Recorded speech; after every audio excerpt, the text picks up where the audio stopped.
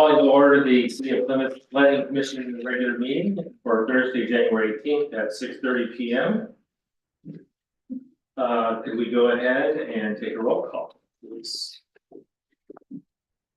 Commissioner Kozart, Present. Commissioner Deason, Present. Commissioner Mickelson, Here. Vice Chair Sullivan, Present. Chair Claprock. Present. Thank you, we have a quorum. All right, let's go ahead and stand for the flag salute. I pledge allegiance to the flag of the United States of America and to the republic for which it stands, one nation, under God, indivisible, with liberty and justice for all. Amen.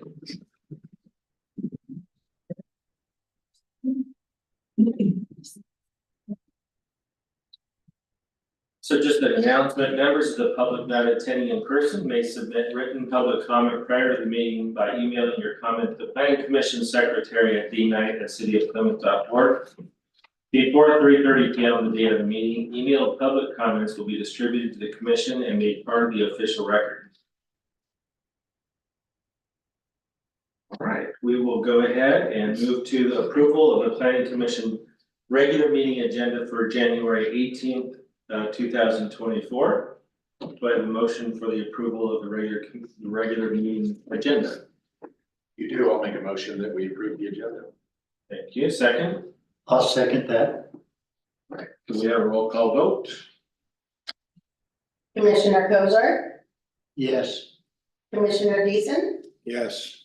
Commissioner Mickelson, Yes. Vice Chair Sullivan, Yes. Chair Claprock. Yes. Thank you, motion passes. All right, we'll go into the public comment section in accordance with California Government Code Section 54954.3. Public may address the Planning Commission on any item concerning subject matter that is within the Planning Commission's jurisdiction. However, no action may be taken on items not posted on the agenda, other than to briefly respond, refer to staff, or direct that an item be placed on a future agenda. Do we have any public comment? I guess not, thank you. We'll move on to section 4, which is presentations and appointments. And section 4.1, which is selection of a new planning commission chair and vice chair. So we'll just go ahead and go through discussion of appointments, and first we would take go ahead, Margaret. So if you remember in June, when we went through this process, the commission agreed to do this process again in June, in January after the council reorganized. So with the process for the chair, Dana will handle the process. She'll request for nominations and then she'll take the votes in the order that she receives the nomination. So if Mickelson was nominated first and Deason was nominated second, then she'll call the vote for Mickelson first and Deason second. That's the way it goes. And then if a different chair is selected, then that person will rotate to the chair seat and then that chair will take over and do the votes, the nomination and the votes for vice chair. And then we'll move on with the meeting. Sounds good.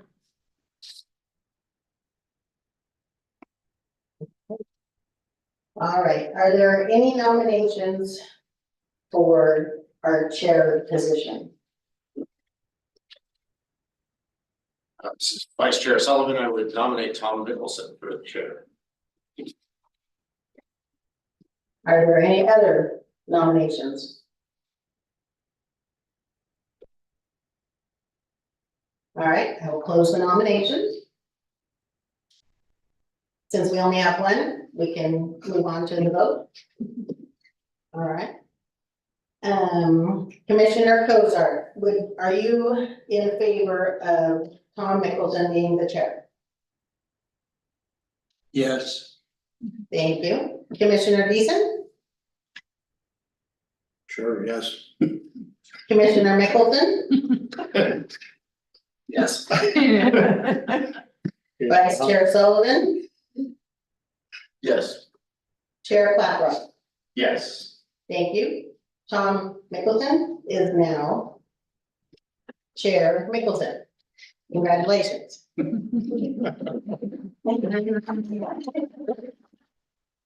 And you want to switch seats now or wait till after the vice chair? I think it's down. Okay.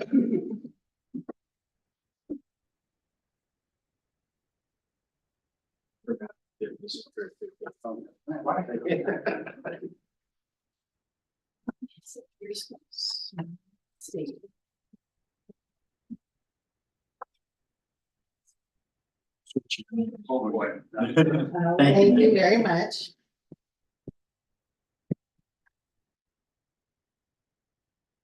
All right, we'll move on to 4.1, we're still on that. Selection of a new vice chair. Are there any nominations for vice chair? I would nominate Mike Sullivan. All right, any other nominations for vice chair? All right, closing the nominations. You can do all in favor. Oh, okay. All in favor of, Vice Chair Sullivan becoming. Well, no, that doesn't make sense. Who do we? It does. Yeah, all in favor of Vice Chair Sullivan not having to change his email signature? Exactly. No, that's what was confusing to me. So Vice Chair Sullivan will remain Vice Chair Sullivan. All in favor? Aye. Aye. Thank you. Motion passes. And we're good. Okay. All right, I guess I'm on. All right, we'll move on to 4.2, which is receive presentation regarding annexation, sphere of influence, and the local agency formation commission, also known as the LAPCO. And for recommendations for information presentation only. Good evening. Tonight's meant to be just a very brief overview of LAPCO and annexations. Any one of these topics tonight, you could literally spend hours on. So it's just meant to be just a brief overview based on the request that you had some more information on what is an annexation, what does LAPCO do? And since it's since this is more of a discussion, if you have questions throughout, feel free to interrupt me as we go along or save them to the end, it's up to you, but it's meant to be more of a discussion between all of us, so we can get a better kind of overview of what's going on. And then, of course, if there's anything else you want to learn more about later on, we can do that as well. Oh, I'm sorry, I'm Erica Fraser. Sorry.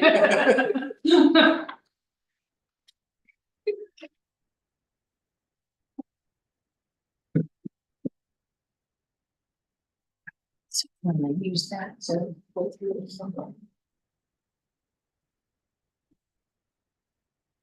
See that part of it? Business like kids like that, no. Hang on a second, let me. Oh. Here we go. Better. So a brief overview of LAPCO. LAPCO is the local agency formation commission. The government code regulates LAPCO. There have been changes in the law over the years. There have been various versions of the act that rules annexations in LAPCO. But most recently in 2000, the state legislature undertook a massive undertaking of the existing laws through outreach, seeing what worked, adding more functions to LAPCO, cleaning up some language, clarifying procedures, and the result of that was the adoption of the Cortez and Oxfordshire Local Government Reorganization Act, and that's what we use today when we look at the functions of LAPCO and we look at annexations that a city would want to undertake. All the rules for that are in the government code in those sections, should anyone want to read them. Each county in the state does have a LAPCO. Some counties don't have cities, so there's still LAPCO. Most LAPCOs are comprised of 7 members. There are a few which have a different makeup, and that's codified within the government code for those specific counties for various reasons on why their makeup is different, but there are a few. The main purpose of LAFCO is they do make a determination regarding boundary changes to local government agencies. And your boundary change is the physical city limit line or the line of the special district that serves the city.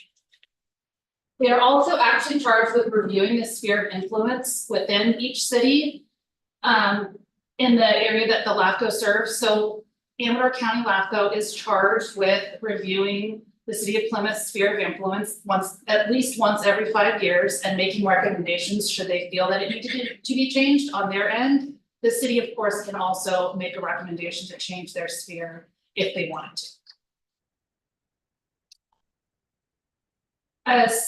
In terms of boundary changes, a city or district would typically request a boundary change if they wanted to serve an additional area, encourage new development. So if the city was built out, you wanted to add some land in so you could expand your potential housing, commercial, you want to expand your boundary. In terms of planning for the future, with the general plan, you're looking at the vision of the city over 20 years. And so within that framework, sometimes the city determines that they do want to expand. And so that would be planning for their future. You're looking at a 20-year picture of the city. Or if they wanted to gain taxing powers. There are 9 different types of boundary changes that LAFCO looks at. There's annexation, which is the most common one that a city deals with. There is detachment, so that is the when a territory votes to leave a city. So if a portion of a city was unhappy with the special district that they're in, or the city, they would then apply to LAFCO on their own for a detachment. They're very rare, but there have been some. There is incorporation, which is the formation of a new city. There is disincorporation, which is where a city terminates their official existence and they become part of the county. Those are also very rare. The last official one was Cabazon in the 1970s. There have been several in the news recently, so you might have heard of them, where there are several cities talking about disincorporation. For the most part, they haven't happened, but in their cases, the ones that have been recently in the news, it is because they don't have enough revenues to fund their city. There's formation, so the formation of a special district to provide a specific service. So that could be an annexation district, a special fire district, whatever an area-wide entity might determine would be a useful district for their area. Dissolution would be the removal of a special district. There's consolidation, is when 2 or more cities join to form a single city or 2 or more districts. An example is Livermore Pleasanton. They have a special fire district, so they combine, so it's Livermore Pleasanton Fire, and they serve both cities. So that's the consolidation of 2 districts. A merger is when a city takes over a special district's operations, and then there's a subsidiary district, which is something the city would establish, where the city council serves on the board, the district's board of members. But it does remain a separate governing entity. Most of those are very rare. It's not something that you would ever really encounter. Special districts are once in a lifetime. Dissolutions are rare. Yes. Our council serves as the CFD for Zinfandel Ridge, serves as their board. Little tidbit. Question, who is LAFCO?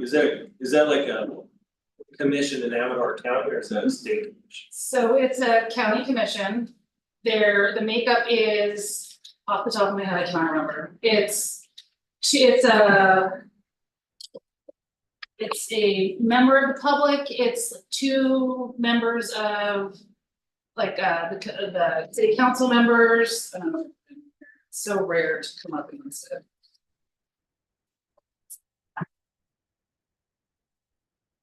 I don't have it in it, but it's the county board of supervisors picks 2 members from their membership, 2 members selected by the cities in the county, and that has to be a mayor or a council member, 2 special district members, and 1 member of the public. Oh, okay. And they form LAFCO, and they're supposed to be independent. And then LAFCO can make determinations regarding boundary changes. what would be an example of when LAFCO would say, we wanna change the boundary of the city? So.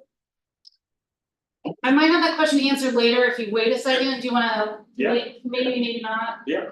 And I have a couple real quick. Okay, yeah, So when they review the map every 5 years and decide on your sphere of influence, is that like kind of an approval or an okay or a, hey, we would consider it if somebody living in there or the city wanted to expand into that? Is it like a kind of a, so what happens is, if for some reason LAFCO determined that the sphere should be changed, they're gonna work with the city, because that changes our general plan. It does tend to be rare in an area like this where LAFCO would change your boundary, it's more of when you see pressure for building. And you have more requests coming in from people that are outside of a sphere, that LAFCO tends to take action. It's a recommendation that they have to do it every 5 years, that they review it, not that they change it.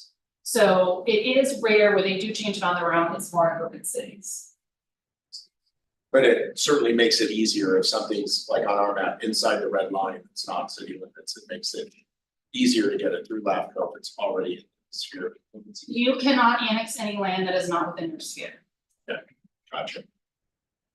And then does LAFCO, when does LAFCO have to approve a city for expanding its level of services? So there's a timeline, there are timelines established within LAFCO, but, and we'll get to it in a second, but. What happens is if someone wants to apply, we go through a process, and then after they go through the city, in most cases, then they're gonna apply to LAFCO. And then the timelines vary and they have to be complete, there's time for reviewing, and then there's a deadline for a decision. So the deadlines it's a rolling basis on city process. Then their application, are they complete? Most people are not complete the first time they apply for things, and then it goes from there. But there is a deadline for a decision once they've had a hearing, because they do have to have a public hearing. And Vice Chair Sullivan, if you could use your microphone so it can get on our permanent record, I would That's really fine. appreciate it, thank you. So in terms of your sphere of influence, each city and special district has their own sphere of influence. That sphere of influence is the city's plan for the probable boundary and service area. And it typically defines the primary area in which development is going to occur. There are exceptions, some cities have expanded their sphere to limit development in certain areas. That is established within their general plan and within the sphere itself, and also an agreement between the county.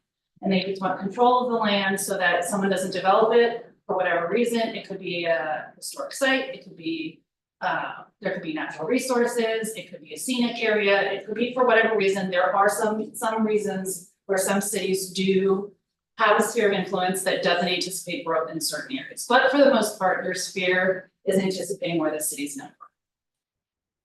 The purpose of creating that sphere is to discourage sprawl. Long ago, what we would have is a city, and then you'd have development start sprouting around. And how do they get served by services if they're 2 miles out from the city or more?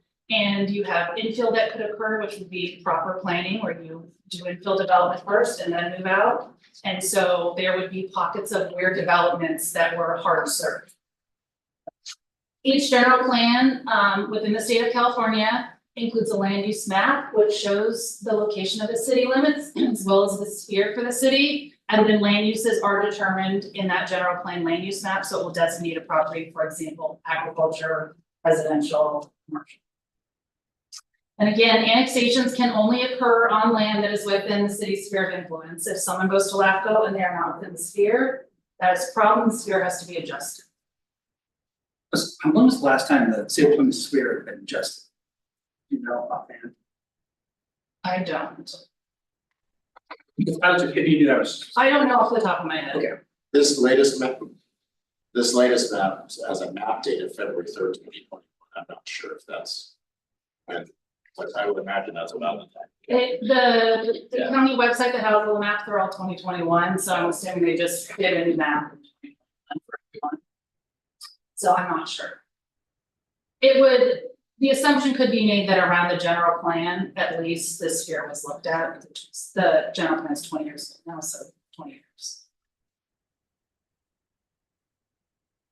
So continuing on the sphere of influence, typically cities review modifications during their general plan. Your general plan is 20 years old. You will most likely start looking into it soon. And in early discussions, cities tend to kind of determine, is our sphere correct? Do we want to expand it? What do we think? Do we want to add more properties? We'll leave it as it is. There's usually discussions amongst council, the planning commission, and the members. Should a city wish to amend their sphere at any point, so 10 years down the road, your general plan is done, but you decide you want to expand a sphere. Or with your general plan, the first step is you are supposed to talk to the county. So you go to Amber County, you start meeting with them. We'd like to annex this land, this is what we'd like to, or we'd like to increase our sphere. We'd like to eventually build on this land, how do you feel about it? And hopefully you come to an agreement. And usually what happens is there's a written agreement, because there's probably, in most cases, the county's going to want a tax sharing agreement. Because the annexations are supposed to be no loss revenue. So there's usually a tax sharing agreement, or there's a payment of a flat fee to the county, depending on how you work it out, or maybe they don't want money. Maybe you want to expand your sphere, but you do not care if the county approves development out there, but you want to have a say. That could be another agreement that you would have. Because ultimately, the county still is the jurisdiction over your sphere, because it's not within the city. So the county has ultimate jurisdiction unless you have an agreement that says that. If you worked really hard and could not get agreement between you and the county, you can still apply to LAFCO. They do discourage it, but you can still apply to LAFCO if you felt that you really wanted to move forward and you had, you know, the idea that you'd like to continue on with that and approach LAFCO, you can still do it. When you determine to change your sphere of influence, the most important thing that you have to have is a municipal services review, and that is to prove that you can in fact serve that development. So water, sewer, police, fire. You have to prove that you have enough water capacity to assume that additional development capacity. So if you're going to expand your sphere and you're going to make it all multifamily residential, you have to prove that you can support that development, otherwise LAFCO is unlikely to say yes. Question, is that like, the city would hire a consulting company to do that? Yeah, there are qualified preparers of things, municipal service reviews, especially for a sphere of influence. It's a one annexation is a different thing, but for something like a sphere where you're adding a bunch of land, you would hire a qualified preparer, because they're gonna look at things like, especially for water in California, there is, do I have enough water? Is there enough water pressure? Is the water line wide enough? Where does the water line dead end, and how far does it have to go to get to this property, and how is it going to be paid for? So there's a lot that goes into that.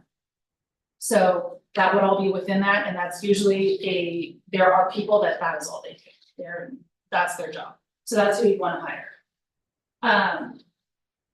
And again, ultimately, LAFCO is the decision, the final decision maker on boundary changes. So they make the decision. This is the actual map of your sphere of influence. The one in your staff report is very hard to read, that's from the general plan, but this is a much clearer version. And if you see that little purple line that kind of dogs around the city, that is your sphere of influence, and then everything that's that kind of like olivey green taupe color, that's your city limit line. So you do still have a few kind of parcels within there, some areas in the center of the city. Anything within that sphere of influence could be annexed into the city, but that's it. You can't annex beyond that purple line unless your sphere is changed. And however, though, because it's in your sphere but not in your city, the ultimate jurisdiction is the county until it's annexed into the city. Annexations are the most common boundary change a city undertakes. Those other ones that we discussed are very rare, and in some cases, such as a special district, you don't see them very often. Typical boundary changes requests are a property owner could be outside of the city, and the city only serves anything within the city limit. They could be on septic, their septic fails, or they have a well and the well fails, and they would like to be annexed into the city so that they can get city services or into the district. Yes. Question, so say under that scenario, say if that happened, would the city then be required to run water pipes and sewer pipes out to that location, or how does that? So in this request, like the first one, so again, they have to be contiguous to the city. So if they are very far out, that is a different story. Some cities have out of jurisdiction ordinance that allows the city to serve, but they have to not contest annexation later. So it just depends on the makeup of a city, but let's say they're next to the city, they're going to apply to the city for annexation. The city is gonna say yes or no. As part of their annexation agreement, the city is most likely going to make them to pay for their line. If they are at the city limit line, hopefully that line is very close to them. If they're a little bit farther away off of the property, you know, it's going to be more expensive. That usually factors into whether or not they wanna annex. Things like a well failing and you can't get another well, obviously everyone needs water, that's, you know, something that someone's probably going to be willing to pay a, you know, a certain amount to get water out to their house, because what else are you supposed to do? You can have it delivered, it's very expensive.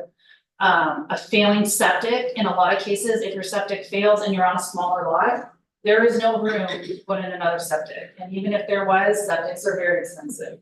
And it's usually more cost effective to tap into the sewer line if you can. That's what some cities see, especially, you know, in certain urban areas where properties were out in the county, and as the city grows, the line gets closer and closer and closer to their house. Now, what if the city's the moving party and says, hey, we wanna annex that, then is the city required to serve them with water and sewer? A city could, if for some reason they wanted to annex land for some reason for the city would then. That, in that situation, it depends, and in most cases, if a city annexes a property at their own will, because maybe they have an island, they wanna get rid of that island, and they're gonna annex this group of properties. In most cases, the city won't make them connect to sewer, it is very rare that they do.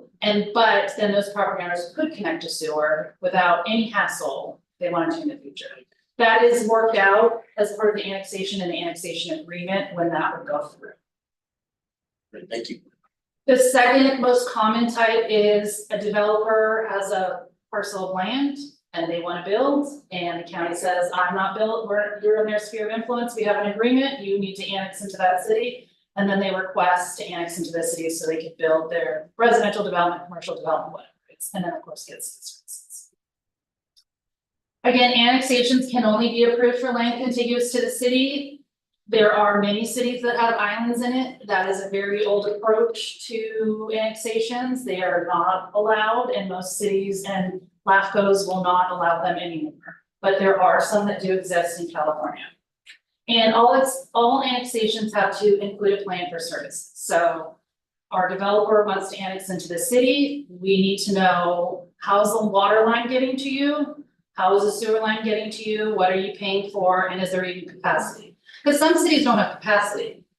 They're at a very limited capacity within the city, and if someone wants to come in and have, I don't know, 500 units, is there any available water? LAFCO wants to know you can provide that service.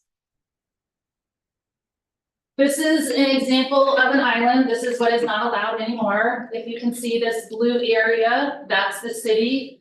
And over time, random parcels are annexed into the city. So if you look at that far left corner, there's just a little tiny parcel that's in the city, it's not connected to anything. Contiguous means we are at the city limit line in some sort of fashion, and there is a rule for how close you have to be. It can't be like two corners touching, it has to be more than that. So you can see this like tiny white one down to the sea in blue that's cut off, that's so those are islands, those are not allowed anymore. And the reason that we don't allow them is because the county has to come in and serve that tiny little house right there, it doesn't make too much sense. And then what you also have is, you have a bigger island and they could all be on septic. And then everyone around them is on the sewer and septics, we know, fail. And so it becomes an awkward situation later, it's also awkward if someone calls for service, whose police are going out there? You don't have a logical boundary, I'm calling 911 and Plymouth's police go out there and they're, no, it's not us, you're in Jackson, it can be a mess, so. It is very confusing, that is why we do not allow, they are not allowed. But this is an older city and most likely those islands were created many years ago, so that's why I say you do see them, but they are not allowed. So kind of getting back into annexations, because that's what most planning commissions deal with. The first step in an annexation is a person would come to the city, and this is excluding like a request for services, this is more like a straight up annexation.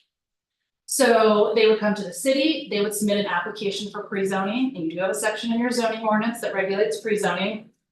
And they would submit a general plan amendment to the city that they want to annex into. The reason for that general plan amendment is because they're moving the city limit line and it has to be reflected in the land use map within your general plan.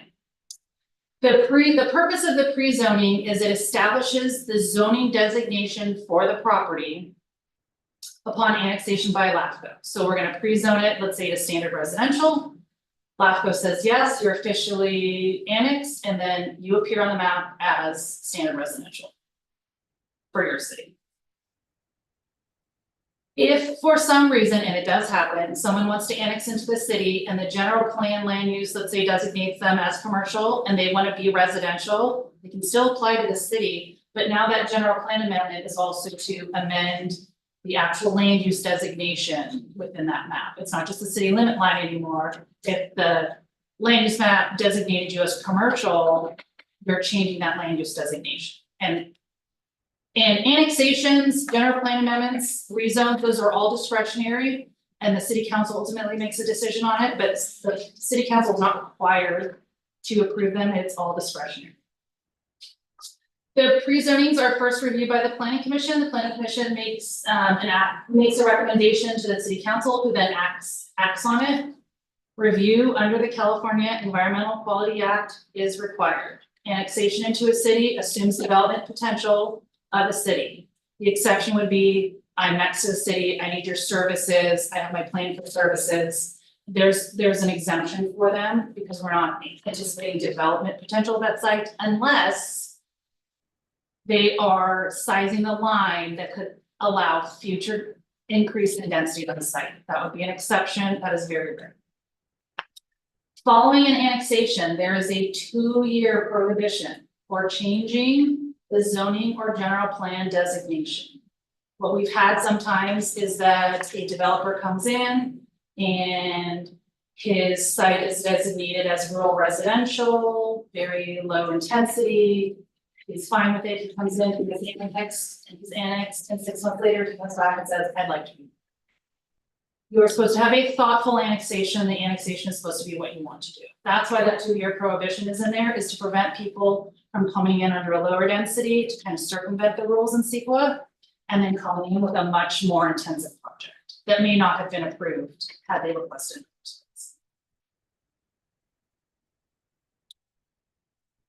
So this map is hard to see, but this is a city where the purple line kind of jogs around. So I'm just showing you, for example, if you see that kind of orange color in the center, that's not within the city. And then if you look to the right, that kind of striped, diagonal striped lot, that's zone mixed use. So right below that lot is a purple line, so it's contiguous to the city. So it's mixed use, so that if that little stripy lot came in and said, we would like to annex into your city, we are going to be mixed use, like you said, they would apply to the city. They're going to come in with a zoning designation that matches mixed use, so probably mixed use.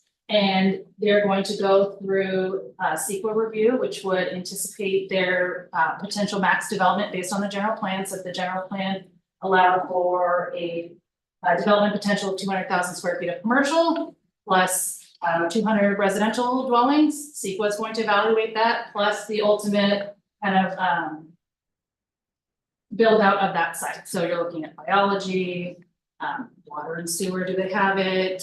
Public services, traffic impacts, that's all incorporated within that CEQA. They would then, after CEQA is done, they would go to the planning commission. Planning commission would review the CEQA document, would review the pre-zoning, any other requests that are included, and would make a recommendation to the city council to approve or to not approve. And then the city council would ultimately render a decision on it.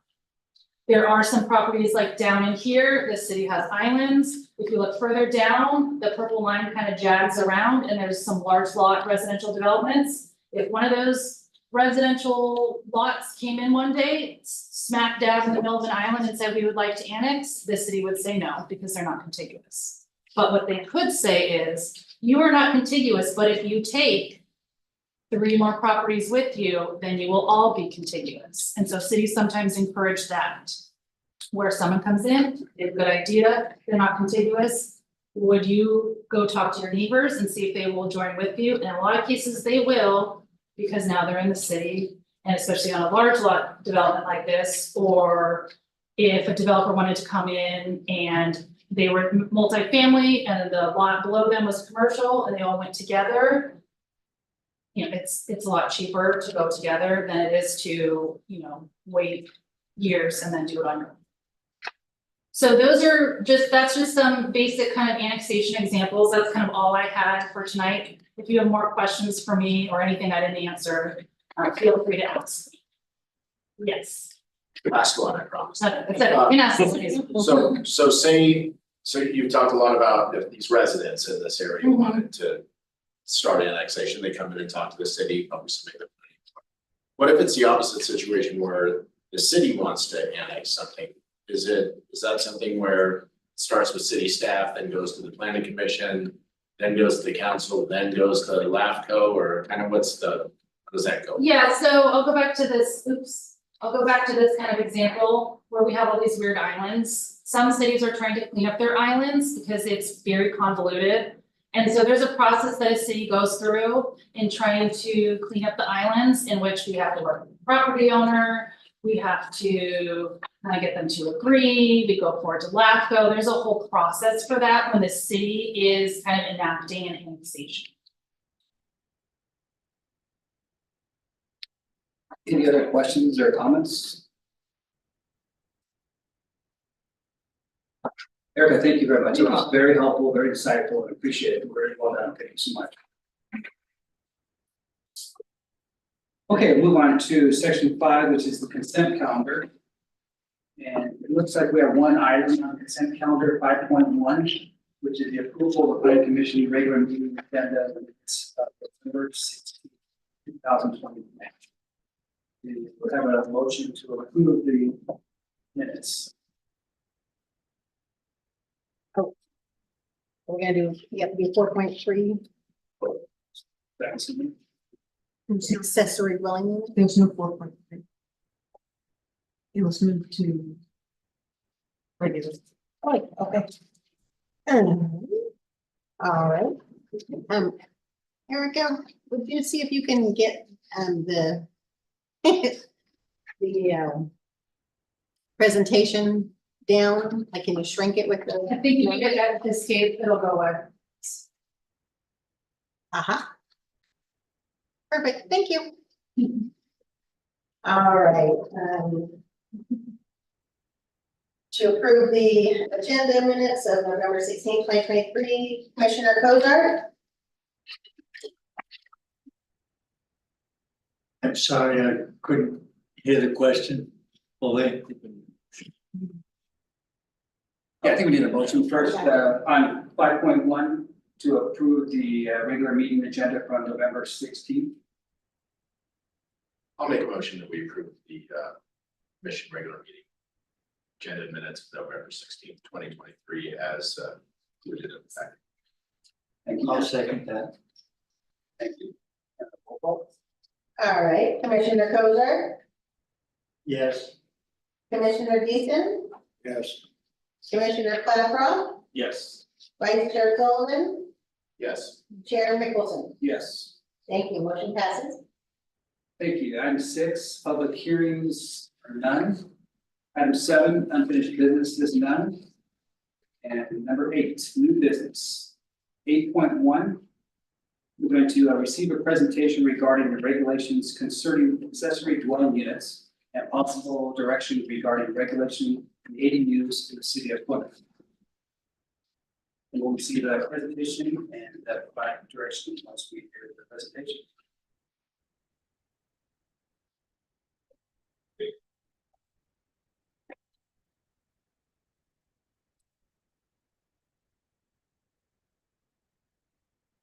With that presentation, do we PowerPoint. have one? Yeah, it's the end of annexation.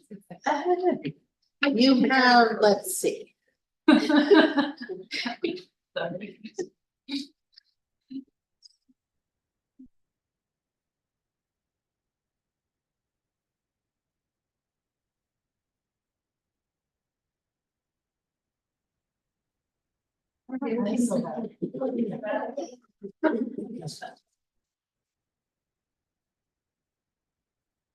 This discussion's a little bit different, still feel free to interrupt me if you want, if you have questions, but then at the end, I need direction from you, so I do have some questions. That if we can answer them at the end, it'll help me, it will help us kind of know what direction to move in next.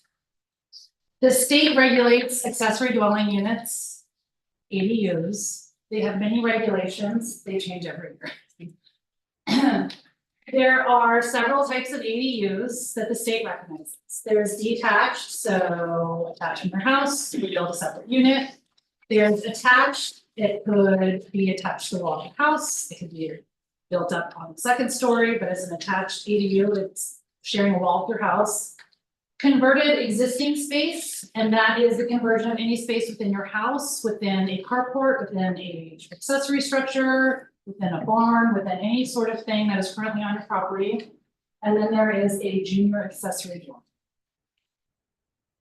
These are some of the examples just that we went over. You can see the different types of ADUs that the state recognizes.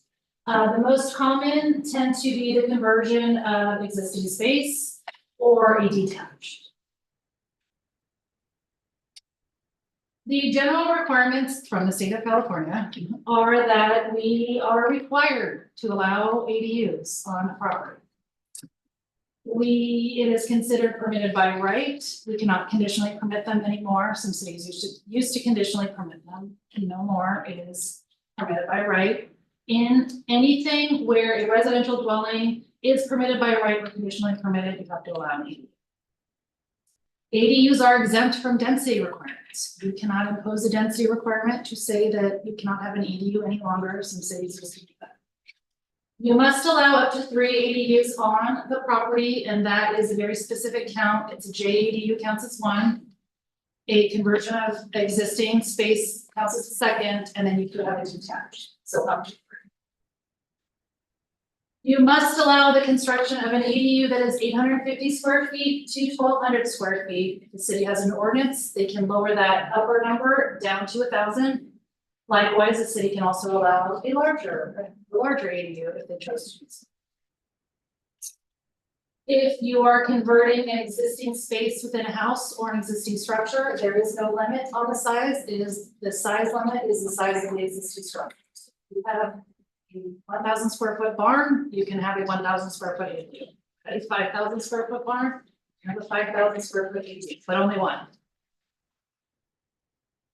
The city cannot require existing non-conforming structures or any non-conforming situation on a property to be fixed as a condition of approval for an ADU.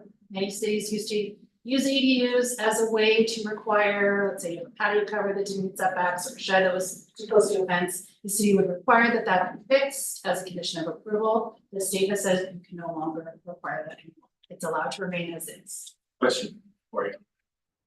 So you had a non-conforming, like an ADU, but it wasn't designated as an ADU, and you want to designate that? Does it then become conforming because they're designated as an ADU? So if there is so we would need to work that out in the if we had an ordinance, that is something that the city has to work out. But let's say you had a detached garage. And at some point, many years ago, it was turned into a ADU without a permit. Yeah. You would be looking at legalizing. So whatever the path to approval that city has, you have to follow that. And then you'd have to get it legalized through building. Could that, by this law, you would. Seems like you're kind of forced to then have approval. Yes, in most cases, it's going to be a yes. There are some cases where I have seen the ADU is looking at literally the garage, it's not a living space, so you have to bring it up to, it has to be livable. Oh, So there are certain exceptions. Like if you, I've seen it where they're sitting there with it's a room and like the furnace is in there and hot water heater, and they're living in a non-insulated, kind of room. Yeah. You have to bring it up to a level standard. And you have to meet the requirements of the code to be an ADU. So if you're calling it an ADU, but there's no bathroom and there's no kitchen, you are not an ADU, you can't get approved.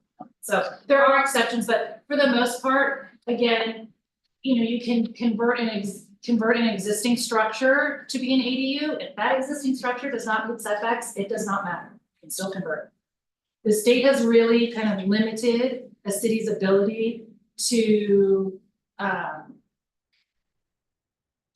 regulate kind of what's going on, in the sense that the state wants to encourage affordable housing. ADUs can be, a path to affordable housing. You want to build an ADU because, your parents are getting elderly and can't afford their place anymore, or they need some extra help, but you can't move them into an apartment, that's too expensive, you move them onto their lot. The state is really encouraging affordable housing, so they've limited our ability to kind of prohibit ADUs. They've made it much easier for a home.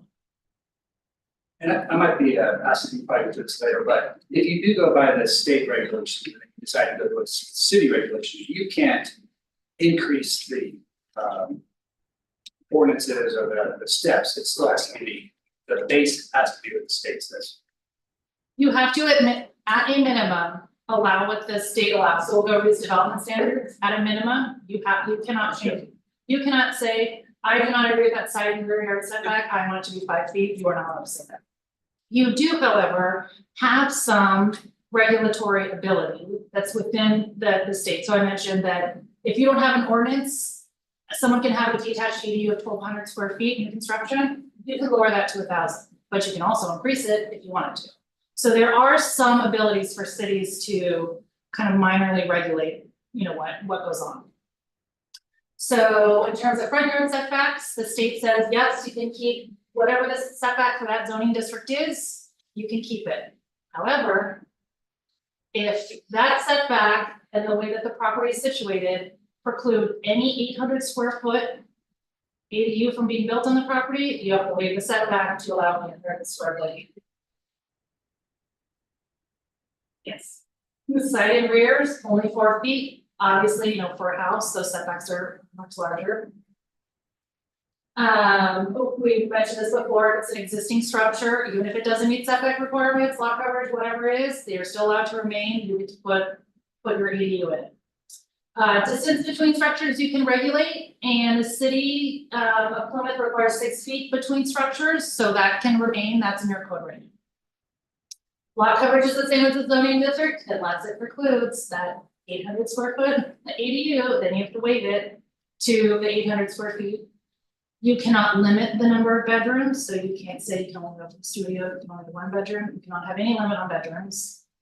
And for height, you have to allow a height of at least 16 feet for detached. If it's attached to the house, obviously it can be the same as the zoning district. You could allow a higher height.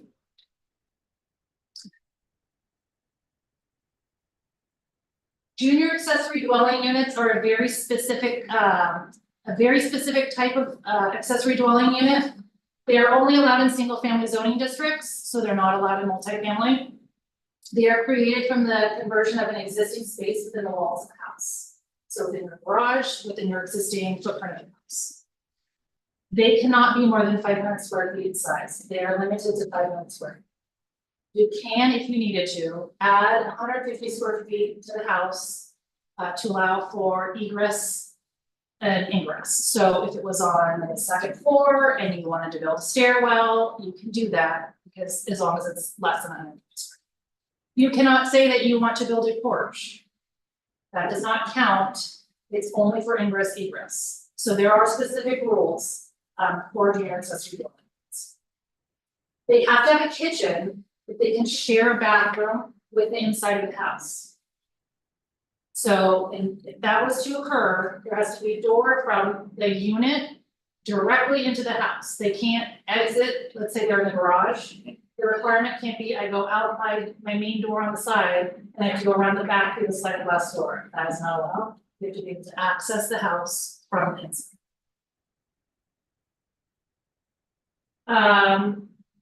This city does have a prohibition on garage conversions, that's not legal, so you can't enforce it, or a junior accessory dwelling unit or an ADU. There are a lot of cities that still have those on the books, they're just not enforceable. With No, sorry. What's defined as a kitchen, just a hot pad and? it's an efficiency kitchen, it comes out of the health and safety code, but it needs to be a cooktop, a sink, some sort of countertop. It's not a required size, but there has to be some place where you can physically like cook or chop food, cabinet and fridge. So there are requirements, it comes out of the state's health and safety code.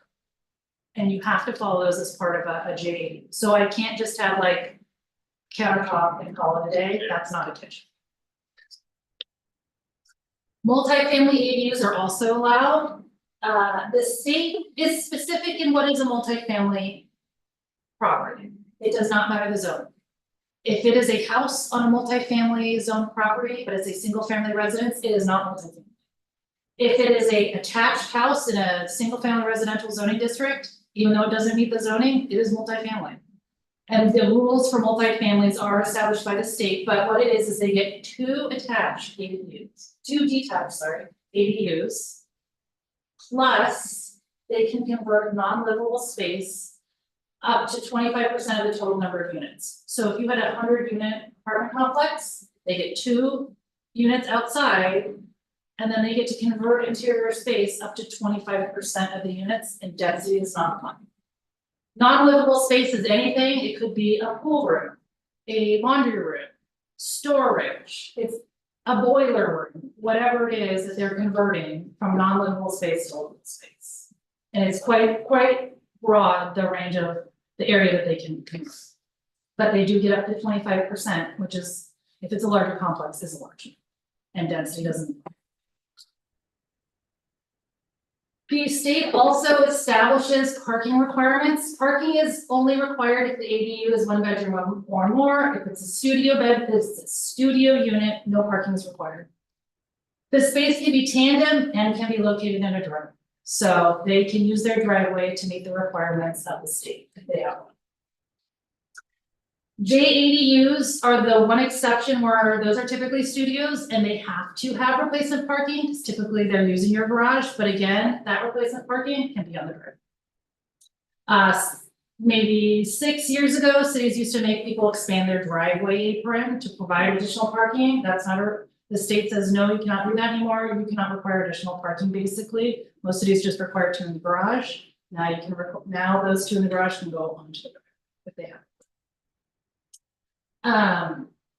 For other types of ADUs, if it's the result of the demolition or conversion of the garage, carport, or other parking structure, they don't have to replace those. So JADUs is the one exception where if it's using your garage, they get to use the driveway.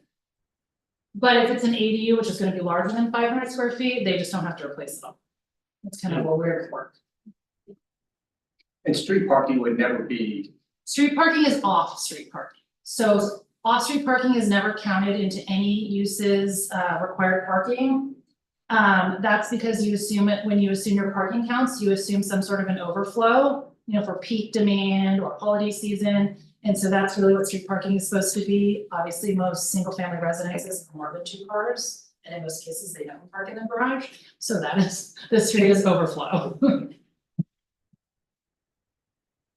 The state of California limits the way you can process or review an application for an ADU. The city has 60 days upon submittal to act on an ADU. So if someone submits and you never look at it, if you require it. If someone submits, you never look at it, it just sits here for 60 days, and on the 61st day, the applicant goes, I'm approved, they are approved. It's ministerial approval, meaning that there's no discretionary review. So you follow the code, you get approved. The state establishes impact fee exemptions and limitations. So one of the big barriers to ADUs in the past was that cities imposed the full impact fee for ADUs, and impact fees are quite high. Some cities are very high.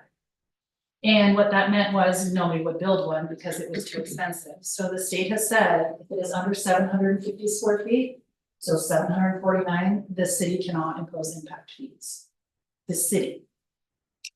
A school district, ADU over 500 can impose an impact fee if they wanted to. And once you go above that 750, it's not 100% clear because that is the way the state words things. But you're supposed to proportionally charge the impact fee. I don't know what that means, but it's supposed to be proportional. A developer or the city cannot require a CCNR that restricts or prohibits the use of ADUs or JADUs. Likewise, if there's an older development and within that development, let's say it was built 20 years ago, 10 years ago, and the CCNRs say no JADUs or ADUs, it doesn't matter, they get to vote. It's no longer enforced. So question on that real quick, so like for an HOA, a CCR has a. You can't do that, and basically you can. Yeah. It's kind of like the very old 1950s laws where you can sell to certain people. It's not, you cannot do that anymore. Same with the ADUs, it doesn't matter if it's in a CCNR or anything, the state trumps you. And I might have missed this, but in an ADU, does the city have any ability to regulate the design, or is it? Yes. We will get to that. Oh, okay, I'm sorry. Where do you get the application and to whom do you turn it to? The We city? don't have one right now. So those are a function of the city to put together? No, it's not a state thing.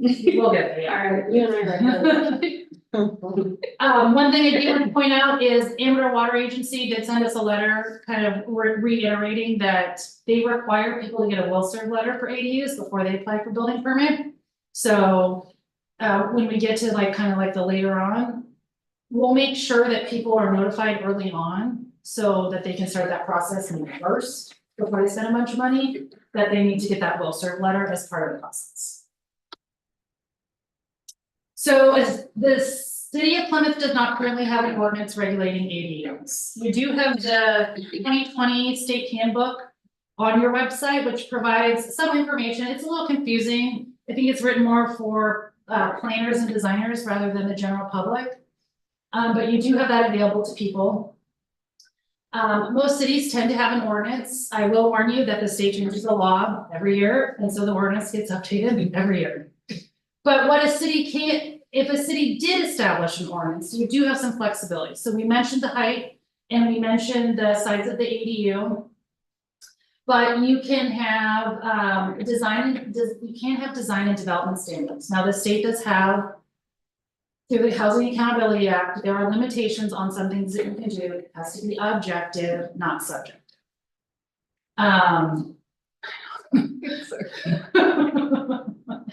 You can limit the percentage of the primary structure that is converted to an ADU if you wanted to. So you could say we have a limit on 50%, whatever you chose, but you can limit an interior conversion of an ADU if you wanted to. Someone had a large house and I don't know, they wanted to make 5,000 square feet, that's 50%. So, you could do that if you wanted to.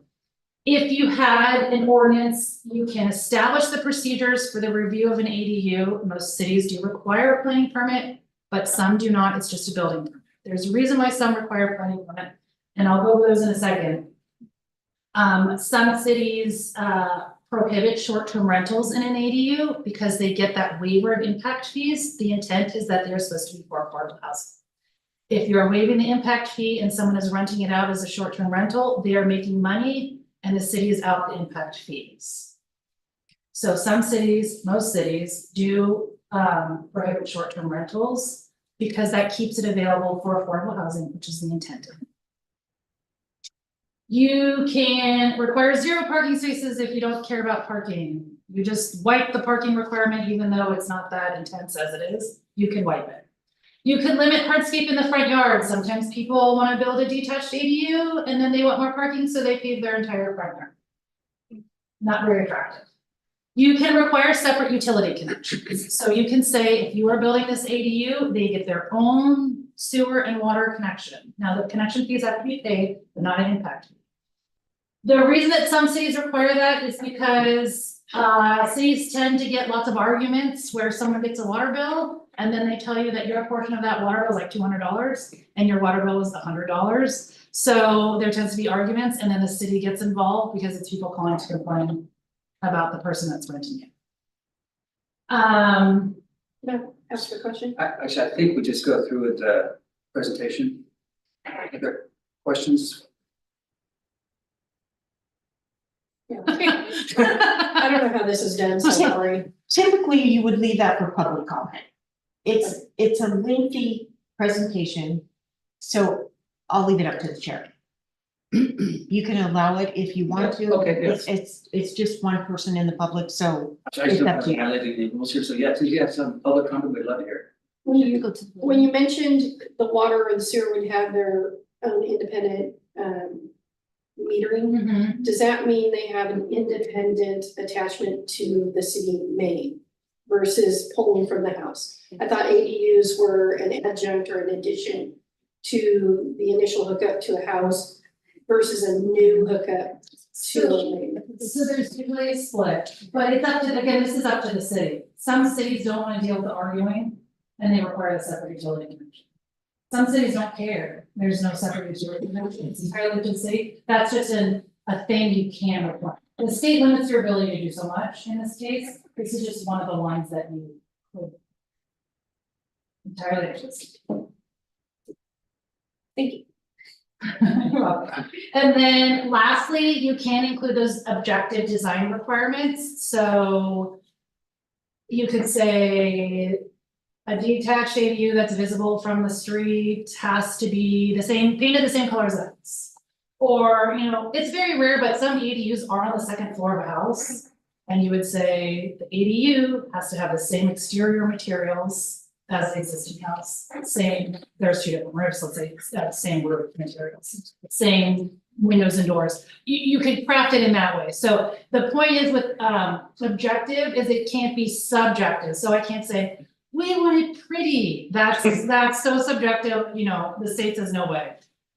You have to have specific rules, so you could say, if it's on the second floor, it has to be set back 5 feet from the front wall of the house, that is an objective standard. You will paint it the same color as the existing structure, that is objective. So those are things that you could include if you wanted to. Another objective standard is your air conditioner will not be visible from the street. You will not put it on the roof of your house, you will put it behind the fence. Those are things you can require. And again, like the hardscape is another objective kind of standard that you can. So those are things you can regulate. Not in your staff report, but the state just passed another law. So the state has just passed AB 1332. And this is just so you're aware of it. We will probably have to make a decision on this at some point. It's a very kind of strange law. It takes effect January 1st, 2025, so we have almost a year. The state now requires the city to establish a program for pre-approving ADU plans. And this is where it's a little strange. The designer, we would have to have a program or a plan or a guide, whatever we wanted to do, but a designer or an architect would come up with a standard ADU plan. And the standard ADU plan would have a floor plan, an elevation, what it's gonna look like, they get it structurally approved, it would come to the city, we check the design. Not much we can say for planning, but we check it. They would go through building, get their structural, the plumbing, electrical all approved, and now it is a standard plan. And once we approve it, it goes on the city's website with the name of the designer and their contact information, and if someone wanted to build it, they would contact that person. It is a little strange, this is different. And then if someone uses that pre-approved plan, we have to act on it within 30 days, with 30 days, the 60 days gets lowered to 30. So it's a much shorter window, and obviously the plan's been pre-approved, it should be faster for them. Cause the designer would just have to do a site. But it's very strange, I don't. But we may not know, is it, you're saying that. The city has pre-approved plans. And if the person wanting to do it says, I like plan A. They just move forward with plan A. Well, no, they have to call up the designer, because these are copyrighted plans, this is where this Oh. is very weird. So, my imagination would be, we'd have a very basic sketch of a floor plan, they would probably want a very basic sketch of a floor plan and a design. so that someone can copy it. And it'd be on a page on the website, and then let's say there's like A, B, C, D, E, and F, and someone goes, oh, I just really love E. And that designer is Bob the Builder, and this is the number, and he'd give them a call, and then they would prepare a site plan. It's so weird. Yes, they would prepare a site plan for their site, but then they're just basically like a building block that ADU's on there, and you have 30 days once they apply. If they require a planning Is that permit, just a plan or a facade as well? it's everything. It's a pre-approved full plan, but I would imagine that no developer is going to allow their entire plans on a city website where someone could copy them, they're also copyrighted. So it's mostly probably gonna be like just a drawing, handwritten. So you can see if you. It's, most cities have developed a program for ADUs, I understand there hasn't been a lot, or there are probably some Plymouth, there are some that are not approved. But it's my understanding that this is very rare. Some cities where they see it more often do have a set of standard plans where the city has paid for them. And then homeowners can use them to build on their property. This is sort of like a weird kind of take off that, where some cities have it, but some don't, because it's very expensive to hire someone to do that. This is like a weird take off that, is my sense. It's just a very kind of strange idea, but it just got approved, so we'll see how that one goes. But we have a year, so who knows? So there's actually one more thing I wanted to mention. For a junior accessory dwelling unit, you can require owner occupancy. Or you have to require owner occupancy of either the junior accessory dwelling unit or the house. Now, it's a requirement through the state, you can require it through your zoning ordinance. It's a requirement through the state, you can require it through your zoning ordinance as well. Most cities require a deed restriction. So someone buying that property is aware that you do not get to rent out both of those units. Like you can't buy it as like a rental income, and I'm gonna rent out two. They have to live in one, even if they buy it. The state again just passed another law that there was you used to be able to require owner occupancy for ADUs. The state suspended it until 2025. And now the state just said, we're gonna suspend it indefinitely. So you can't require, basically, you're just not gonna be able to require owner occupancy for ADUs. But a JDU you can. So some questions I have for you tonight is really kind of to tell us where you'd like to go in the future. The city does not have an ordinance. You can't have an ordinance, most cities do, because it kind of lays out the rules that people have to follow, and then some cities like to have their own, rules that they might want to have in there. And through that, you can require a planning permit. And the reason that some cities require the planning permit is because we're not wasting our time in building permit plan check, where someone has like full detailed out drawings, and I'm telling you, your ADU is too big, and now you're spending a bunch of money making it small. Because for planning, I don't need to know your plumbing, I don't need to know your electric, I don't need to know your structural. I just need to see a site plan, floor plan, and elevations. So it does tend to save people money if they can come through planning first. Through planning, planning can require that deed restriction and enforce it and make sure it is done. If the city wanted to do that, especially if it's a prohibition on a short-term rental, you'd want a deed restriction on that too. Again, that's just notifying it's just notifying a future buyer of the limitations of the property. That's to protect them. So in terms of that, we'd like to know what you would like to do, so we can kind of at least get something out into the ether. So I have questions, and I'll just kind of briefly go over them. And then we'll, hopefully, if you can, we'll answer them kind of one by one, but it's basically, should we have an ADU ordinance? If we did, what do you want to include? Do you want to require a planning permit, for example, a zoning clearance? And if you didn't want an ordinance, would you like a handout with some easy regulations for the website, so at least people have something that would be a little bit easier for them?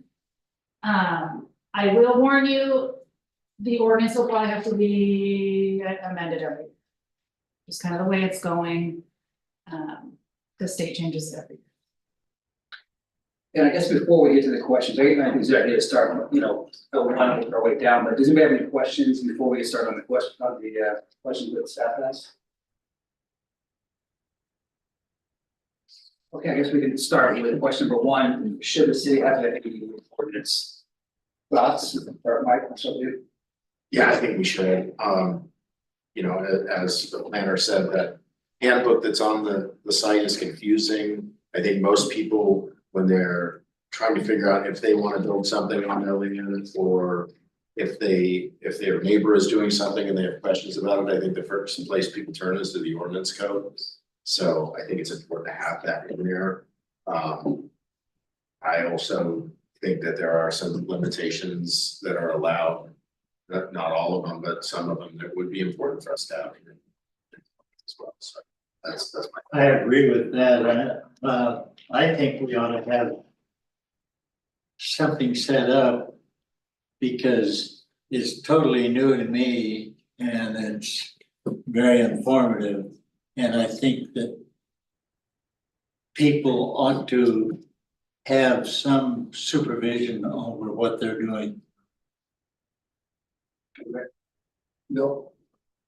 Yeah, I agree, I definitely think we need the ordinance and. I guess, you know, it is, in constructing that, we'd go through what we could decide on and then discuss each one independently. This, some may apply for us more than others and. But it definitely makes sense. Gary, you have any thoughts? Yes, I believe there should be an ordinance and to be discussed what's gonna be included and what's not. Yeah, and I agree as well. I think that the state has mandated a lot of the regulations already, and I think whatever input we can have, I think is important. Okay, so then we'll write an ordinance, and I need your help in writing the ordinance. I have a couple in here, and then we have a couple more just based on discussion that we have, but I guess for me, first and foremost, do you want design requirements? Now, they're gonna be very basic. It's going to be materials, colors. Do you want to go, each one, want to do that best way to do it? Yeah, let's start, Gary, what do you think about design? If I'm getting this straight, you mean who has the say? We're gonna say what color, what design? No, you're basically saying, cause you can't say that. Oh. Or recommend? No, what you would be saying is if you wanted design standards, so my example of like, can they pave their whole front yard? Do you care? You could say. You can expand it no more than 50% of you can make up anything, right? That's a specific standard. No more than 50% of your front yard can be paved, no more than 60% of your front yard can be paved. That would allow them to like expand onto their driveway if they wanted to.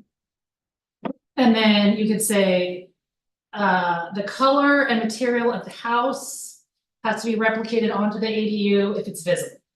If it's not visible, you know, are you really gonna care if it's in their backyard completely hidden? But if it's visible, like it's on a second story, do you want it to match? Or if it's in the front of their, like in their front yard, should it match the house? And you can do that through colors and materials. Design gets a little much more trickier. If you wanted to regulate design, that becomes harder. If you ride around Plymouth, not a whole lot of places that match design or color. Yeah, it would be within their property. So if I have a pink house and I'm building an ADU off the front of my house and I paint it blue. Unless you have regulations, that's. Unless it's in the back where you can't see. Well, so right now it doesn't matter because you don't have any regulation. Well, You can regulate it if you wanted to. It's up to you. It really is one of those things where. Is that a breaking point? Like if the house is pink and I put a blue addition on the top of my house, does it bother you? It doesn't bother you. color doesn't matter anyway. It doesn't cost any more to go blue or pink or whatever. I would say yes. Yeah, and to add to that, I think it does make sense to aesthetically, right? Yeah. Try and match the current dwelling as much as possible. If it's wood construction. On the exterior, then wood construction, the same colors and roofing materials, I think is important too. You wouldn't want tile on a portion and comp shingles on another portion, for example. So the way I've described it in the past is that it's built and designed as if it were originally built with the original property. So that if somebody walked by, they couldn't tell that this was a new addition. Or that this was a new building built onto the same property, that it was built all at the same time, the same year, it just looks like it all belongs there. So that's the idea, is that it isn't like, it's not eyesore, it doesn't, pop out like that. So you're matching rooftops, you're matching heights, you're matching pitch. And then all those materials that you were saying. That would be more like if it's visible from the front. It's a suggestion, you're not required to, but you might, if it's going above the garage, you might want to be set back 5 feet from the garage, because what happens is you just see a wall going up into eternity. So a lot of cities will require like a 5-foot setback from the wall of the garage. Those are just some examples of things that you can, but I just need you to tell me what you want in there. Things you can't say is, you can't say, I want it to be a farmhouse design, you cannot say. You cannot say, I want it to be attractive, what does that even mean? That is so subjective. You cannot say that. You cannot say, what else can you say? There's a lot of things you cannot say. You finish up with this one, go back to you. So. Bill, did you have any thoughts or preference on the design requirements? The design requirements? What do you feel about that? I think there should be some design requirement based on city usage and looks, so that somebody doesn't come in and build something that's not gonna look and fit in. I agree, I mean, if it's visible from the front, it should be of a similar design to the home.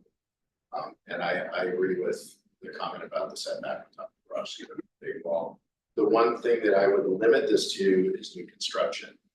So if somebody was putting an ADU, this is an old town, and there's, a barnwood garage in the back, or a corrugated garage in the back that's 9 million years old. The back of this building's corrugated, So if you were going to change that into an ADU, I wouldn't want them to then force somebody to change their cool old structure into something back. That's a good point. Again, a conversion is an existing structure, it gets to live its life out the way it is. So whatever the design is, if it's, I don't know, every house in the city was Mediterranean and this one thing looked like it came from the 1890s in a rural town, it does not matter, it gets to stay the way it is.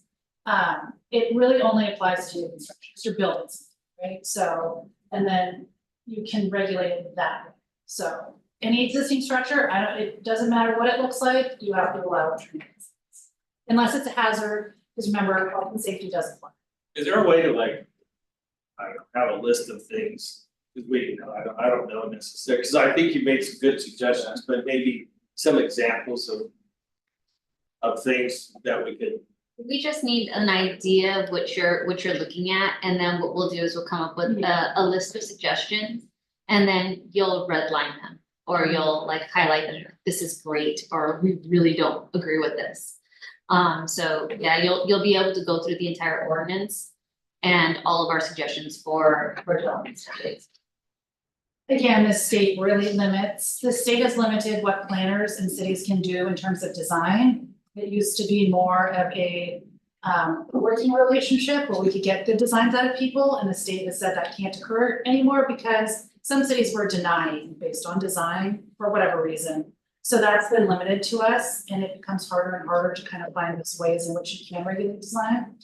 This is an ordinance that you do not currently have, and so my recommendation would be that we bring it back during another study session, so you can read it where it's not, let's say, formalized, where you're making just looking at it and making a recommendation to the city council. That way you kind of get it makes more sense when it's written in sort of layman's terms as opposed to the government code, which is very confusingly written, and then changes itself as you go down and like other rules start applying. So it would be much easier. I would just err on the side of overrule it, and then we can back off versus make it as simple and not go far enough to start with either.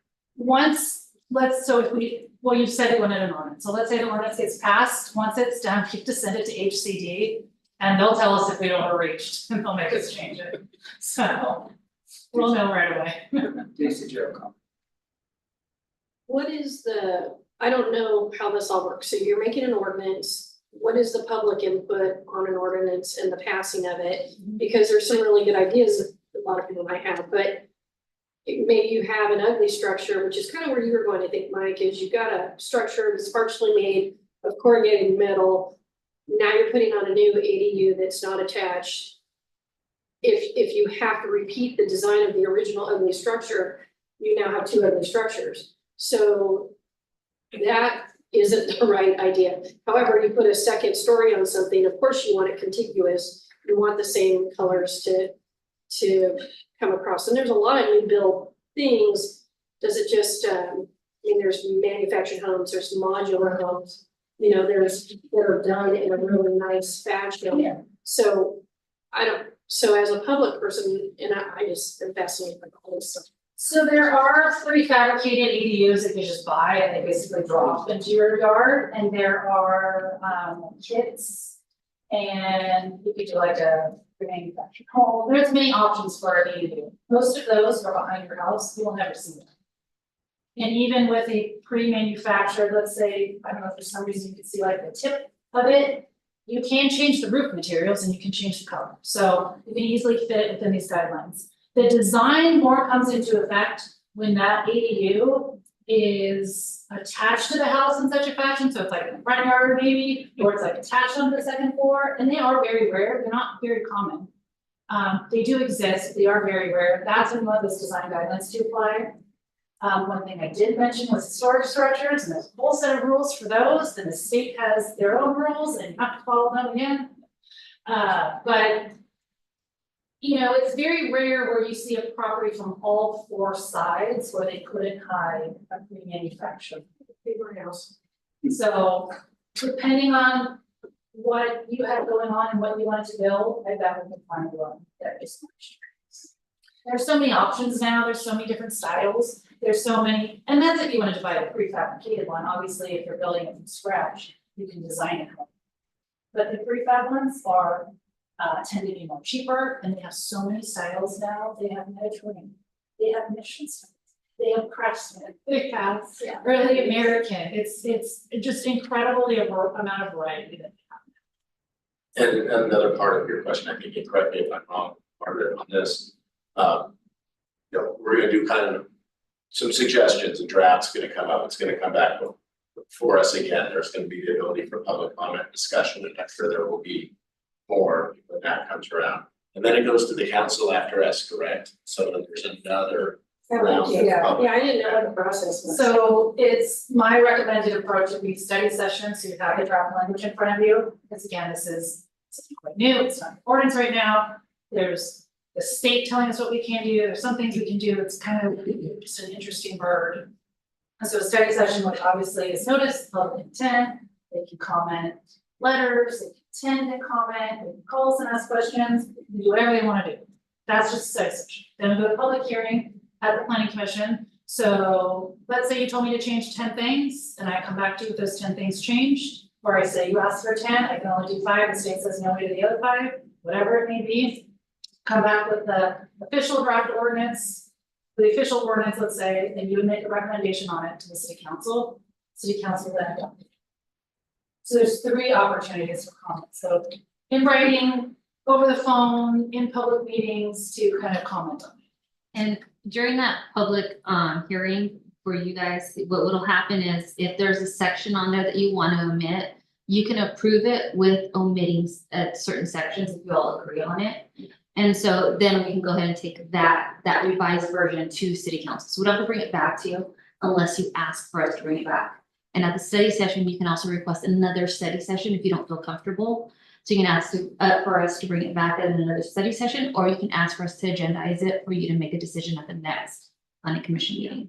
So it's really by your direction and when you feel comfortable. And if I could make a suggestion, I think it's pretty clear that we would like to have the ordinance. I think maybe it might be better time spent if you guys worked on the ordinance and brought it back in the study session, or we could look at what's written down and then kind of say yes or no to whatever things or add on. So I think it's, at least for me, it's hard to go through this list without really having a big picture. That's that's my recommendation would be like, take your feedback and I come back with a draft ordinance, and even within that ordinance, I might still have questions for you that I'd like you to answer. Or maybe I don't know yet, but this is just an overview. And again, the government code is very convoluted, so when we write a zoning ordinance, it's much more user friendly, right? So it would be easier for you to obviously go through that in that fashion than the government code and try to figure stuff out.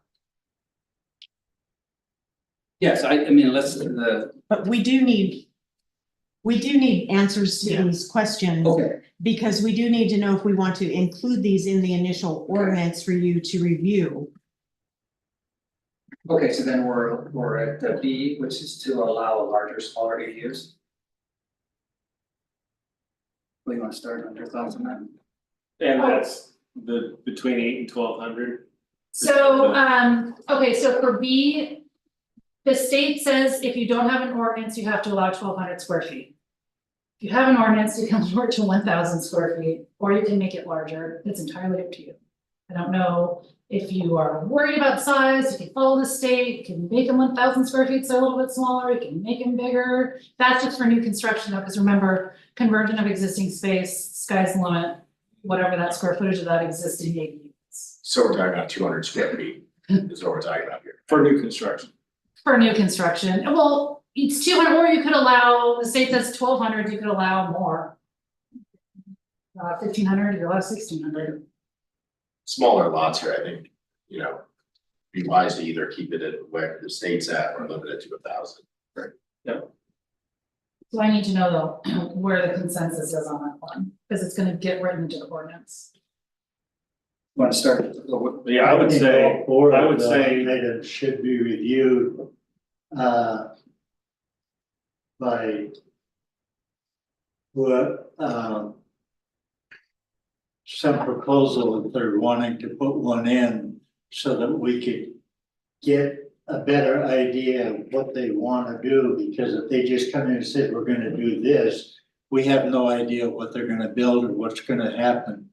So I think a review of what they're going to do should be done to discuss the four items that you see on there.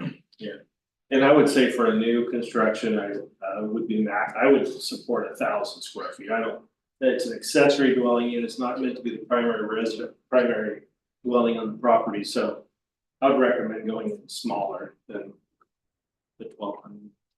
Yeah. I agree with that, 800 to 1,000 would be. So, It's the state. State says 800, state says 850 minimum, Okay, except if your lot coverage setbacks preclude an ADU, then you have to allow it in. It's a kind of a weird, I don't know why all the numbers. Okay. So, And I would agree with the minimum to the statement. That's what the consensus is. Yeah, I agree that, you know, cap it at 1,000 rather than 12. Okay. I looked at a 900 square foot. house for a long time. Okay, we're going to number C, which restrict short-term rentals. So again, you do allow short-term rentals in this. You get transit occupancy tax for them.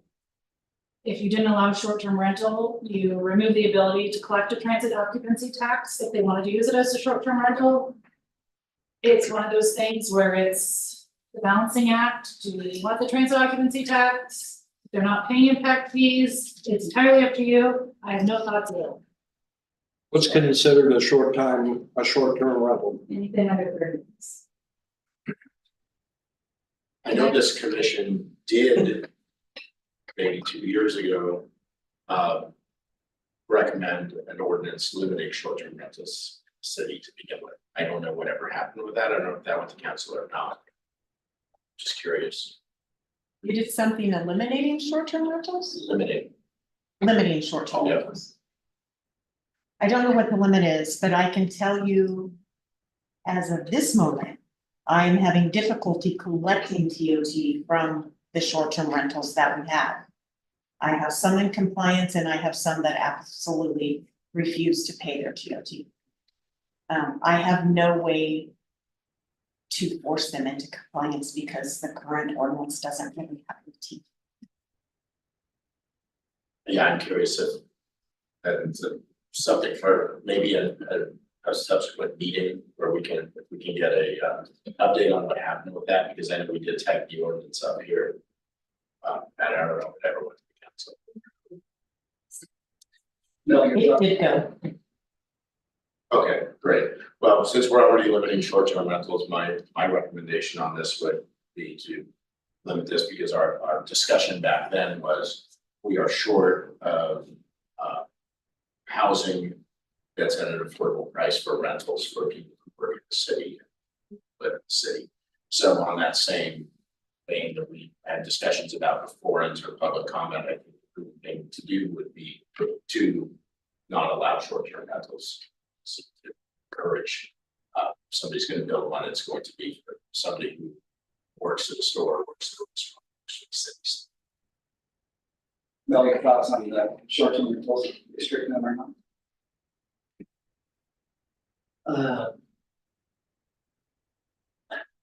I think it's gonna have to be reviewed a little bit on where the unit that it's going on to is in the topographical of the city. Because I'd hate to see them putting in the front yard of one that's on the main avenue and versus in a residential area or something. And I think it needs to be reviewed as to what they want to build, how large it is, and be reviewed a little bit so that we have a little better control of what the city looks like. No. I get the fact that, you know, we wanna increase availability of rental, ownership rental, whatever you call it, for working people, but at the same time, I don't know if we should limit that, cause you're limiting the rights of somebody that owns that property and has dwellings on that property, that you know, they should be able to have the right to use those properties how they want, as long as it's within compliance of others. I don't know if we should limit it personally. I should point out though that it's only gonna be the ADU, it's not the house. Yeah, I kind of feel like the ADU is designed because it's additional housing and that they use it as a rental, it kind of circumvents the whole thing that having it. State's pretty clear what that is, and so, especially if it's having difficulty collecting TOT in a regular basis, if we did limit it, add even more things to do, I just don't know that it would be, if it would work out being over our staff.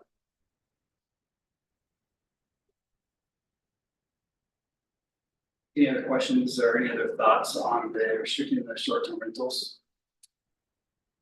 And I think just to make sure I'm right, the consensus is that we would restrict them, is that, do I have this right, or is there? I have 2 restricting short term, I have 1 questioning.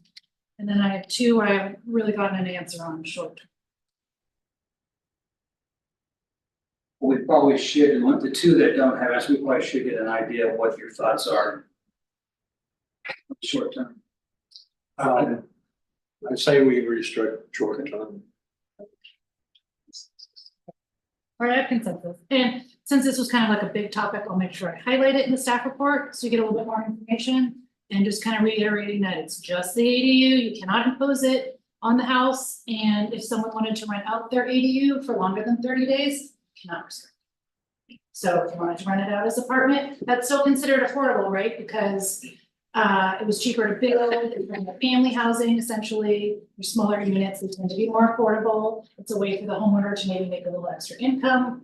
They don't need to charge what a big apartment complex needs to charge. So they do tend to be, for the longer term, they tend to be, remain as affordable. When they're short term, when they're rented out for $300 a day, you know, that's not really considered affordable housing, and it limits the ability of that to be used for a month.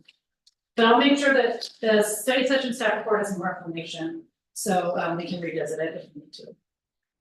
Okay, subsection D, Michael Jason, Yeah, no, I'll wait till after D, but just Okay. before we move on.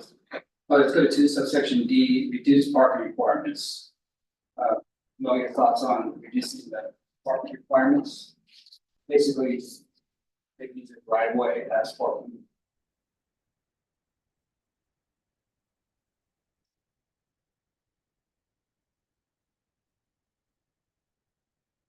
Now, what do you think about the parking requirements? I think it has to be reviewed because, the way it's set up, you don't know exactly what the size is of what they're going to do. And it would have to be reviewed on the size versus the parking to, determine what's gonna be best. Mike, your thoughts on parking? For me, this one wasn't, if I remember correctly what we said, it wasn't that big of a deal, right? There's a very small chance in which someone couldn't meet the parking requirement, they didn't have a driveway. Then I guess they wouldn't be able to meet the parking, it's so confused, it's so hard. It's a very relaxed parking requirement. There are, maybe not in this city, but there are some cities where people don't have a driveway, so they couldn't meet that parking requirement, it's so weird. So it's kind of one of those things where it's up to you. You wanna keep it as it is, the state really limits what you can do. And that parking can be tandem in a driveway, so if you have a long driveway, you can feed a lot. I'd say even with the state, and just a question on that, I think there are a few parcels in the city that don't have a driveway. I mean, there's just a house on a lot, right? I mean, people kind of just park their cars in different places sometimes, it's not really a driveway, but does that affect this at all? It's that JEDU really is really gonna come into play. And if they had some space on their lot that they could put a parking space, that is where the parking space lands. It's a very convoluted thing. It is so rare, I think, where you hit that requirement. It's mostly in like more urbanized cities where you don't have a driveway, you don't have a garage, it's all on-street parking, so.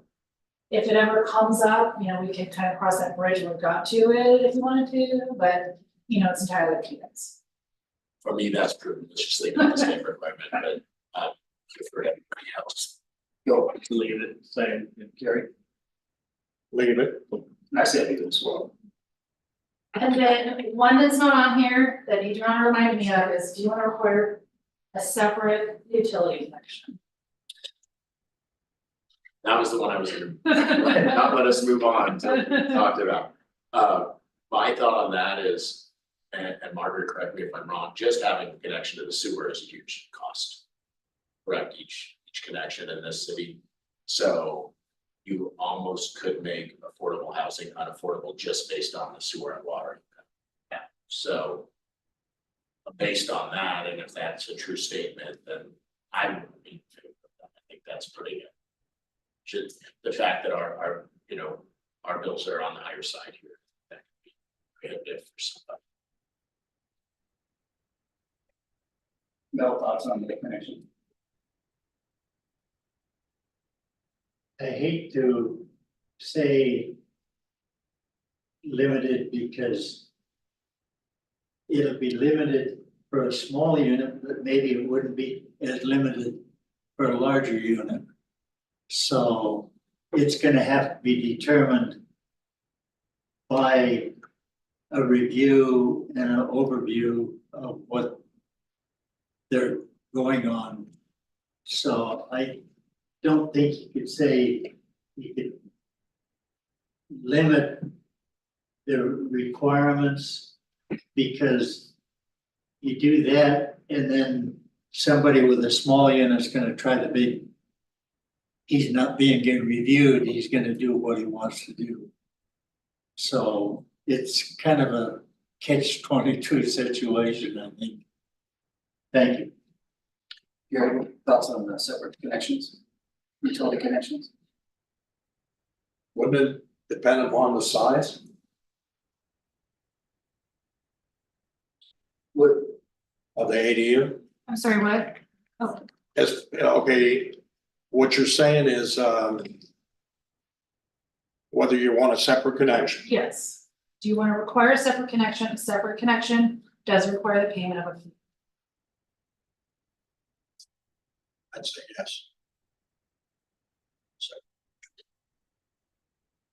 I would lean to a separate connection. Can you designate like, you gotta have a separate electricity connection or sewer or water, or is it like all inclusive? Is that all utilities? Should be all, once you're gonna separate them.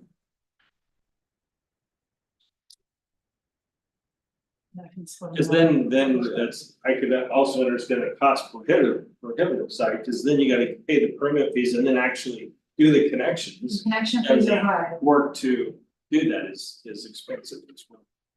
I can tell you that connecting additional dwelling units on a property does have a cost impact to the city in terms of what goes into our sewer plant, in terms of having to treat the water and test the water. You don't think it makes a big impact, but it does make a big impact.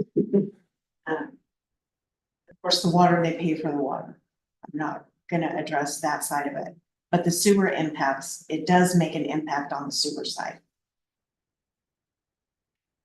So whether they have one connection or two is the same impact.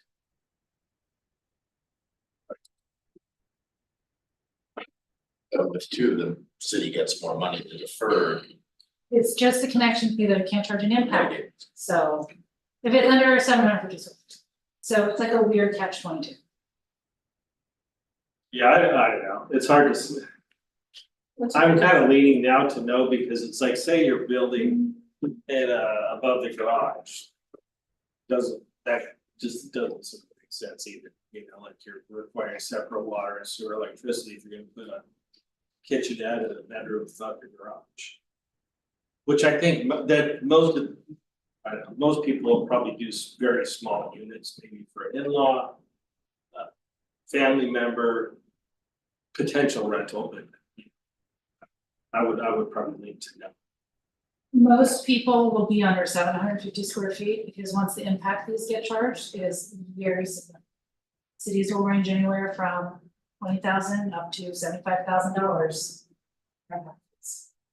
Quite costly when you think about cost of construction, so that's why most people stick under it, so. And that's not the construction cost, that's just the impact fee. That's just the impact. So construction, just to run, we just did this, one sewer line from our house to the city was $20,000 in an existing home just to run the sewer line that was already there. It's expensive. So that would be $100,000. So I would lean to no. Wow. And I think I would say that not require a separate connection. So I think the way I look at it, heard was three, it's three. I agree with that.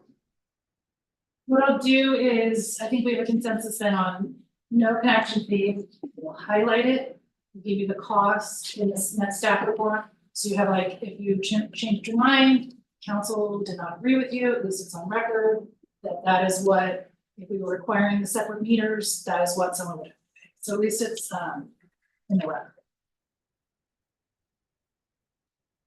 Then we'll move on to question number 3.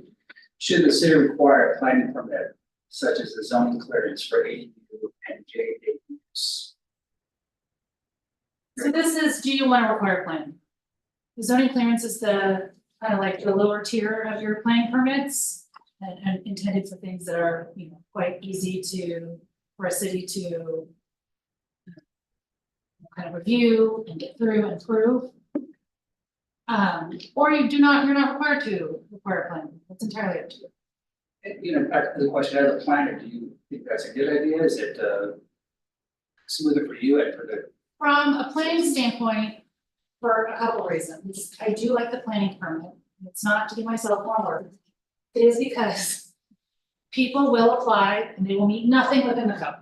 And if you have gone to full construction drawings and you do not meet anything within the code, you have to pay a lot of money to fix your plans. Okay, so that is number one. It's nice to have that first set of eyes where the burden of the plans is not as great. I just need a site plan, I need a floor plan, I need your elevations. That is all. The second reason being that if we went the route of the 2 meters of if we were gonna do the short-term rental prohibition. And a deed restriction for JADUs, right? It is easier for a planner to have a condition of approval and then enforce that before the building permit is applied for, because that's our catch, right? If you apply for, there's no ordinance, and you apply for a building permit, how am I gonna catch your deed restriction? I cannot impose any, it's very difficult.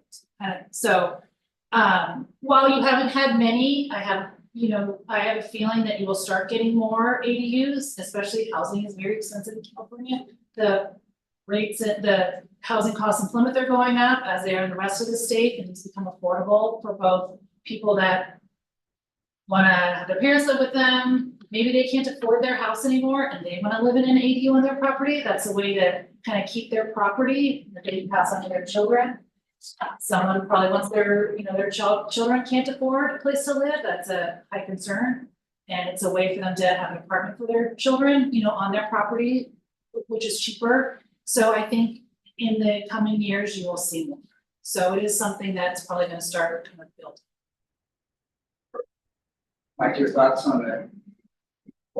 I support it going to plan as for those reasons, but also if you're a member of the public and you're doing this, it is one extra step you have to take, but it's an extra step that's gonna save you a lot of time later down the line, a lot of frustration if something screws up, so I support it. No, I agree with that totally, and my history was, I was a inspector for public works. And so, to me, you've got to have guidelines of what's going on. And if somebody's building something and they don't have the guidelines of what they're really going to do and know what the conditions are of if you do this, you've got to do that, it's wide open. And so I'm for restrictions because of my history. I think it should require a planning permit.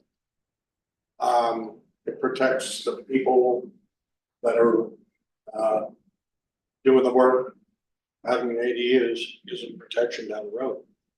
Is that correct? I say yes. Agreed. and I agree with it as well. And then the last one is, it was if you didn't want an ordinance, you want something on the website. I'll do something anyways, just so, like a handout. For homeowners, if this is their first time, obviously, most people don't go through a planning process or a building permit process, it's a little different, so it'll be kind of a little long. Just so they have something that anyone can download from the website or come in and get. It's term even more than.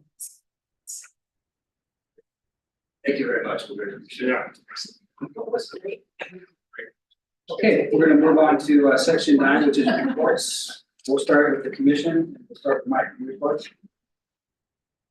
For me, No, we're the reports. None for me. Bill, any reports? no reports. Any reports? I have no reports. I don't have anything as either. And we'll start with the planning director, planning. We have nothing to report. And city staff. Just want to let you know that the draft housing element, environmental is back and it's being reviewed by our planning team. So hopefully that'll be back.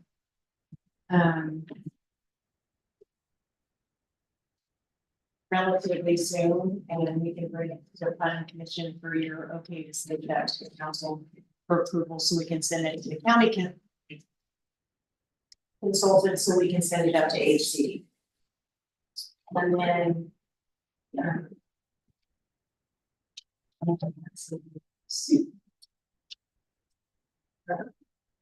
Just so you know, the fire station project is moving forward. It's going out to bid later this month. It's great news. Very excited about that. I did write down what else I had, so yes, that's it. You cannot also. Yes, I should. All right, with that, meeting's adjourned